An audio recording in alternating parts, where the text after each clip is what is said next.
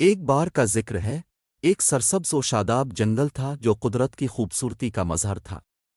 یہ جنگل ہر قسم کے درختوں، پھولوں، پرندوں اور جانوروں کا مسکن تھا۔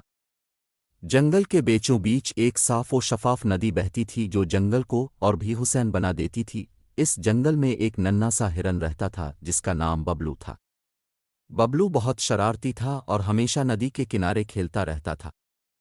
اس کی بہترین دوست ایک رنگین تتلی تھی جس کا نام پنگو تھا۔ پنگو اور ببلو روزانہ ایک ساتھ جنگل کے مختلف حصوں کی سیر کرتے اور نئی نئی جگہیں دریافت کرتے۔ ایک دن ببلو اور پنگو نے فیصلہ کیا کہ وہ جنگل کے اس حصے میں جائیں گے جہاں کبھی کوئی نہیں گیا تھا۔ چلتے چلتے وہ ایک خوبصورت باغ میں پہنچ گئے جو رنگ برنگے پھولوں سے بھرا ہوا تھا۔ وہاں ایک بوڑھا درخت تھا جو بہت دانا اور تجربہ کار تھا۔ اس درخت نے ببلو اور پنگو کو دیکھ کر مسکراتے ہوئے کہا، تم یہاں کیوں آئے ہو بچوں؟ ببلو نے جواب دیا، ہم نے سنا ہے کہ اس جنگل میں بہت سی خوبصورت جگہیں ہیں اور ہم انہیں دیکھنا چاہتے ہیں۔ بوڑھا درخت بولا، یہ ٹھیک ہے، لیکن ہمیشہ یاد رکھو کہ اس جنگل کی خوبصورتی کو برقرار رکھنے کے لیے ہمیں اس کا خیال رکھنا ہوگا۔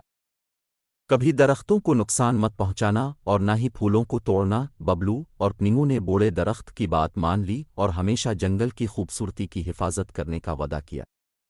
اس کے بعد وہ دونوں روزانہ مختلف جگہوں کی سیر کرتے اور جنگل کی حیرت انگیز خوبصورتی کا لطف اٹھاتے۔ اسی طرح ببلو اور پنگو نے نہ صرف اپنی دوستی کو مضبوط بنایا بلکہ جنگل کے باقی باشندوں کو بھی یہ سکھایا کہ کس طرح وہ اپنے ماحول کی حفاظت کر سکتے ہیں۔ یوں وہ خوبصورت جنگل ہمیشہ سرسبز و شاداب اور حسین رہا، اور ببلو اور پنگو کی کہانی جنگل کے ہر گوشے میں گونجتی رہی۔